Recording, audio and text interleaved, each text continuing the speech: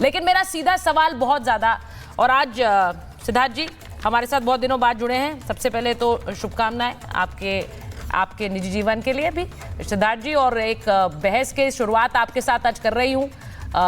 ये बहस ऐसी है जो कि निजी जीवन में ही हस्तक्षेप कर रही है, क्योंकि बहुत से लोगों का ये मानना है कि जो एक इतिहास में हीरो है, उनके लिए जिन शब्दों का इस्तेमाल किया गया वो शब्द सिर्फ अपमानजनक नहीं थे, अपमान के बाद भी उन शब्दों को सही ठहराना ये अपमान है। उन पर बार बार ये बात कहना धर्मेंद्र जी कि कोई गलत बात नहीं कही गई,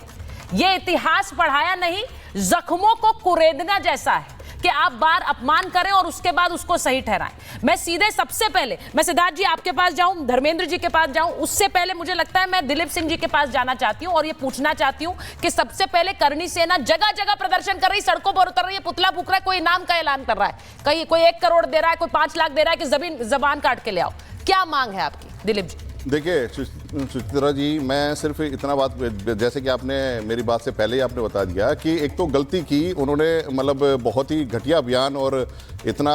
मतलब सोच भी नहीं सकते कि एक ऐसे महापुरुष के बारे में जो उन्होंने कहा है जिसका पूरा हिंदुस्तान इतना सम्मान करता है, और वो इंसान जो है, मैं सांसद नहीं कहना चाहूँगा, वो बहुत ही मतलब जाहिल गंवार आदमी है जिसने कि ऐसे महापुरुष की जो है इस तरह से जो बयान दिया। और रही दूसरी बात, वो अपनी बात पर अटल है,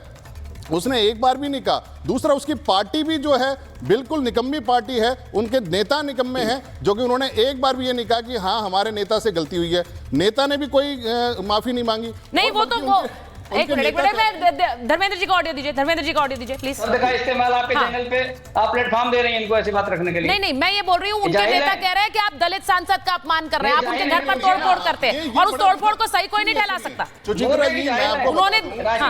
मैं आपको बता दूं कि ये समाजवादी और राजनीति है, और ये दूसरी क्या नाम है जो ध्रुवीकरण कर रहे हैं कि अब उन्होंने दलित से जोड़ दिया। हमारा जितना हमारे सभी देश के जितने भी दलित भाई हैं वो सभी हमारे भाई हैं, लेकिन हमारी जो लड़ाई है वो सिर्फ और सिर्फ एक सिंगल टारगेट, जो घटिया इंसान जो है सांसद से है हमारी, जिसने अभी तक भी माफी नहीं मांगी है, और इनके नेताओं से है। मैं कह रहा हूं कि जो ये बार बार बाबर का नाम लिया, बाबर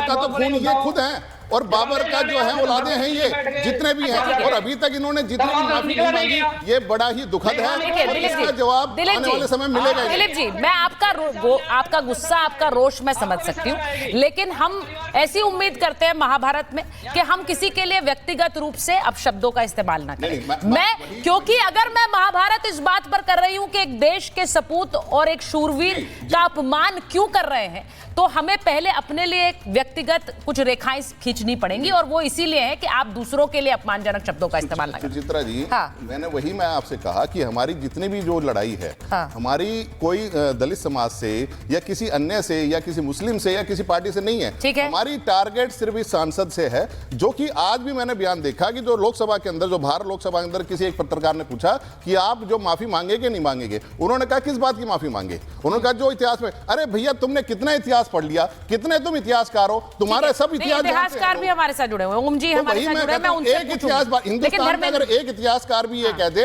कि राणा सांगा ने पीठ दिखाई, या राणा सांगा जी ने इस तरह से जो है, जो इसने गद्दारी बोला, इस तरह के काम करे। राणा सांगा ने 100 युद्ध लड़े थे, राणा सांगा की पीठ क्या नाम है, जो घाव थे शरीर पे 80 घाव थे, राणा सांगा की एक आंख नहीं थी, पैर नहीं था, और जो है हाथ नहीं था, उसके बावजूद भी युद्ध लड़ा। और राणा सांगा को पता है लास्ट में कैसे मारा गया? उनको जहर दिया गया था, उन दुश्मनों ने जहर दिया गया क्योंकि दोबारा राणा सांगा मैदान में ना उतर सके। तो ये राणा सांगा का खौफ था। मैं एक बार लेकिन दिलीप जी, मैं इस डिबेट को आगे बढ़ा रही हूँ, बहुत सारे मेहमान। हाँ, 10 सेकंड। राणा सांगा, देखिए उस टाइम जो है बाबर जो है, दिल्ली जो उनकी राजधानी हुआ करती थी वो आगरा हुआ करती, और राणा सांगा का जो एरिया जो था उनका वो भरतपुर था, 50 किलोमीटर दूर था सिर्फ। तो आप ये बताइए कि राणा सांगा से मतलब आप इस तरह की बात दिलीप जी, मैं इस बात को अपमान समझती हूँ, और आप जिस तरह से आरोप लगा रहे हैं वो आपका गुस्सा अपनी जगह ठीक है बिल्कुल, लेकिन जो प्रदर्शन हो रहा है, पुतले जलाए जा रहे हैं, धमकियां दी जा रही हैं कि जबान काट के ले जाओ, ये सही नहीं है। देश के लोकतंत्र में इसको सही नहीं कहा जाता है सर। लेकिन मेरा सीधा सवाल बहुत ज्यादा, और आज सिद्धार्थ जी हमारे साथ बहुत दिनों बाद जुड़े हैं, सबसे पहले तो शुभकामनाएं आपके निजी जीवन के लिए भी सिद्धार्थ जी, और एक बहस की शुरुआत आपके साथ आज कर रही हूँ। ये बहस ऐसी है जो कि निजी जीवन में ही हस्तक्षेप कर रही है, क्योंकि बहुत से लोगों का ये मानना है कि जो एक इतिहास में हीरो है, उनके लिए जिन शब्दों का इस्तेमाल किया गया वो शब्द सिर्फ अपमानजनक नहीं थे, अपमान के बाद भी उन शब्दों को सही ठहराना ये अपमान है। उन पर बार बार ये बात कहना धर्मेंद्र जी कि कोई गलत बात नहीं कही गई, ये इतिहास पढ़ाया नहीं, जख्मों को कुरेदना जैसा है कि आप बार अपमान करें और उसके बाद उसको सही ठहराएं। मैं सीधे सबसे पहले मैं सिद्धार्थ जी आपके पास जाऊं, धर्मेंद्र जी के पास जाऊं, उससे पहले मुझे लगता है मैं दिलीप सिंह जी के पास जाना चाहती हूं और ये पूछना चाहती हूं कि सबसे पहले करणी सेना जगह जगह प्रदर्शन कर रही, सड़कों पर उतर रही है, पुतला फूक रहा है, कोई इनाम का ऐलान कर रहा है, कहीं कोई 1 करोड़ दे रहा है, कोई 5 लाख दे रहा है कि जबान काट के ले आओ। क्या मांग है आपकी दिलीप जी? देखिए सुचित्रा जी, मैं सिर्फ इतना बात, जैसे कि आपने मेरी बात से पहले ही आपने बता दिया कि एक तो गलती की उन्होंने, मतलब बहुत ही घटिया बयान, और इतना मतलब सोच भी नहीं सकते कि एक ऐसे महापुरुष के बारे में जो उन्होंने कहा है जिसका पूरा हिंदुस्तान इतना सम्मान करता है, और वो इंसान जो है, मैं सांसद नहीं कहना चाहूँगा, वो बहुत ही मतलब जाहिल गंवार आदमी है जिसने कि ऐसे महापुरुष की जो है इस तरह से जो बयान दिया। और रही दूसरी बात, वो अपने बात पर अटल है, उसने एक बार भी नहीं कहा। दूसरा, उसकी पार्टी भी जो है बिल्कुल निकम्मी पार्टी है, उनके नेता निकम्मे हैं, जो कि उन्होंने एक बार भी ये नहीं कहा कि हाँ हमारे नेता से गलती हुई है। नेता ने भी कोई माफी नहीं मांगी। नहीं, वो तो वो एक मिनट में धर्मेंद्र जी का ऑडियो दीजिए, धर्मेंद्र जी का ऑडियो दीजिए प्लीज। शब्द का इस्तेमाल आपके चैनल पे आप प्लेटफॉर्म दे रही हैं इनको ऐसी बात रखने के लिए। नहीं, मैं ये बोल रही हूँ, उनके नेता कह रहे हैं कि आप दलित सांसद का अपमान कर रहे हैं, आप उनके घर पर तोड़फोड़ करते हैं और उस तोड़फोड़ को सही कोई नहीं ठहरा सकता। सुचित्रा जी, उन्होंने मैं आपको बता दूं कि ये समाजवादी दोहरी राजनीति है, और ये दूसरी क्या नाम है जो ध्रुवीकरण कर रहे हैं कि अब उन्होंने दलित से जोड़ दिया। हमारा जितना हमारे सभी देश के जितने भी दलित भाई हैं वो सभी हमारे भाई हैं, लेकिन हमारी जो लड़ाई है वो सिर्फ और सिर्फ एक सिंगल टारगेट, जो घटिया इंसान जो है सांसद से है हमारी, जिसने अभी तक भी माफी नहीं मांगी है, और इनके नेताओं से है। मैं कह रहा हूं कि जो ये बार बार बाबर का नाम लिया, बाबर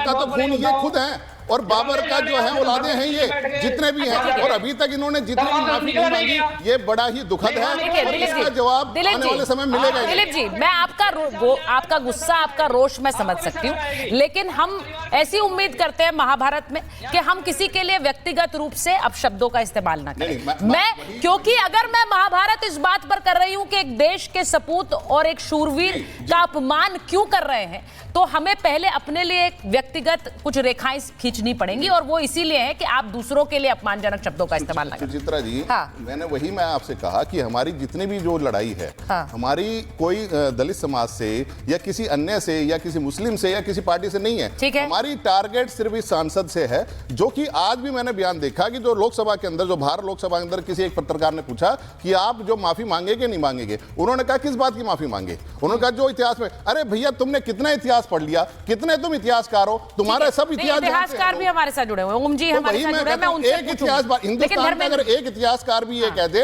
कि राणा सांगा ने पीठ दिखाई या राणा सांगा जी ने इस तरह से जो इसने गद्दारी बोला, इस तरह के काम करे, राणा सांगा ने 100 युद्ध लड़े थे, राणा सांगा की पीठ क्या नाम है, जो घाव थे शरीर पे 80 घाव थे, राणा सांगा की एक आंख नहीं थी, पैर नहीं था, और जो है हाथ नहीं था, उसके बावजूद युद्ध लड़ा। और राणा सांगा को पता है लास्ट में कैसे मारा गया? उनको जहर दिया गया था, उन दुश्मनों ने जहर दिया गया क्योंकि दोबारा राणा सांगा मैदान में ना उतर सके। तो ये राणा सांगा का खौफ था। मैं एक बार लेकिन दिलीप जी मैं इस डिबेट को आगे बढ़ा रही हूँ, बहुत सारे मेहमान। हाँ, 10 सेकंड कंप्लीट करिए। राणा सांगा, देखिए उस टाइम जो है बाबर जो है, दिल्ली जो उनकी राजधानी हुआ करती थी वो आगरा हुआ करती, और राणा सांगा का जो एरिया जो था उनका वो भरतपुर था, 50 किलोमीटर दूर था सिर्फ। तो आप ये बताइए कि राणा सांगा से मतलब आप इस तरह की बात दिलीप जी, मैं इस बात को अपमान समझती हूँ, और आप जिस तरह से आरोप लगा रहे हैं वो आपका गुस्सा अपनी जगह ठीक है बिल्कुल, लेकिन जो प्रदर्शन हो रहा है, पुतले जलाए जा रहे हैं, धमकियां दी जा रही हैं कि जबान काट के ले जाओ, ये सही नहीं है। देश के लोकतंत्र में इसको सही नहीं कहा जाता है सर।